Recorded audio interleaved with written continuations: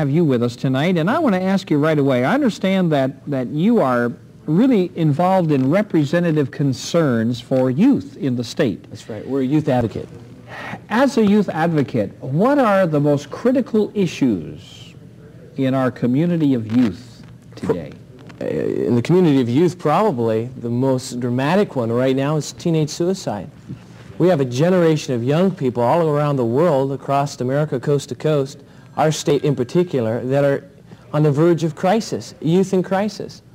So talking from a political perspective, we try and deal with those issues that are facing young people. I had somebody ask me yesterday, a pastor, he says, is drug abuse still a problem? Yes, it is. That has never ceased. As a matter of fact, when I was in school, it was 18-year-old that was the average drug user. Now it's 8 and 9 years of age, and even 6 years of age. But I would say the critical issue that I see that is dangerous is teenage suicide. Since 1955, it has increased 300%. It has only increased with the adults 20%.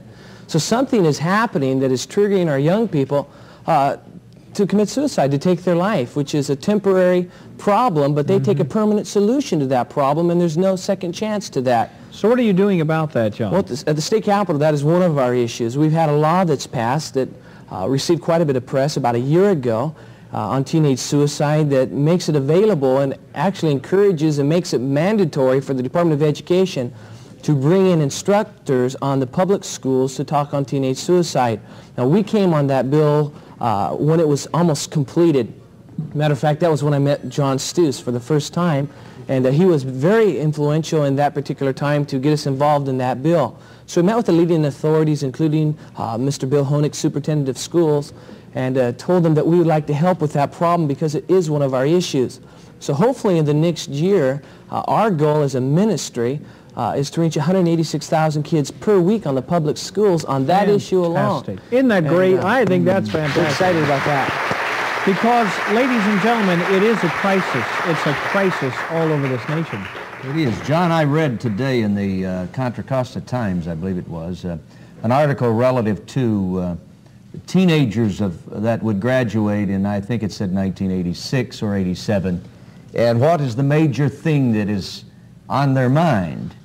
And I forgot the statistics, but overwhelmingly it was nuclear war. Nuclear war. It's the number one thing they fear. Yes, and maybe it's this terminal aspect that once you ponder what that would do, why go on living if you're also pressed with great burdens and pressures and peer areas that are just destroying you? The second one to that is divorce.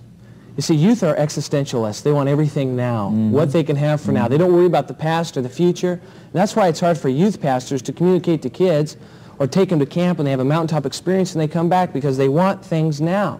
So the problem with nuclear war, the threat of nuclear war, it deals with the future or the present, and they have no hope. So they're hopeless, helplessness, and a haplessness. And that causes teenage suicide. They're looking for answers, but they want it now. And there's no reason to look forward to tomorrow. It's taken away. I'm sure some parents listening right now, people listening right now who are not parents, are saying, on teenage suicide, going to go into the schools, going to speak on that issue. Who will do the speaking, and what are they going to say? Right. First off, kind of off, like sex education, you know. Some people say... In some ways. The reason we jumped at the opportunity of teenage suicide, because presently we do peer pressure, loneliness, self-esteem, drug abuse, and the list goes on. Suicide is an issue that you can cover every major topic and every concern that is affecting America's young people. You deal with self-esteem. You deal with loneliness. You deal with parent and teen conflicts, teacher relationships, peer conflicts with each other. You deal with their environment. You deal with their sex appetite. You deal with abortions.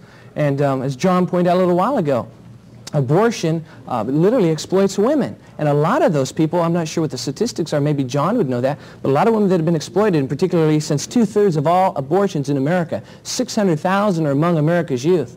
They're exploited. Therefore, the alternative is, of course, taking their life. So it is an issue that can be handled correctly. Now, the way we're going to do it, since it will be by the California Council for Youth Development, is we're going to show a multimedia slideshow, 3 screens, 12 projectors, 1,500 slides in an hour. It'll be entertaining, humorous, but it will provoke thought, and it will challenge them for the future. And that's what we want to do, is challenge them for the future and encourage them to say no to many things that they should say no. Following the 43-minute high school assembly program that will go across the nation, they'll go into classroom settings, focal groups, and we'll have professional licensed counselors there with 20 kids maximum to counsel them on this issue, and they can ask questions then. And it needs to be a private setting following that. So I think it's really going to curb the rate of teenage suicide, which, by the way, is 1,000 a day attempts right now in our country. How I praise God for what we're just hearing. We're going to talk more about this in just a moment.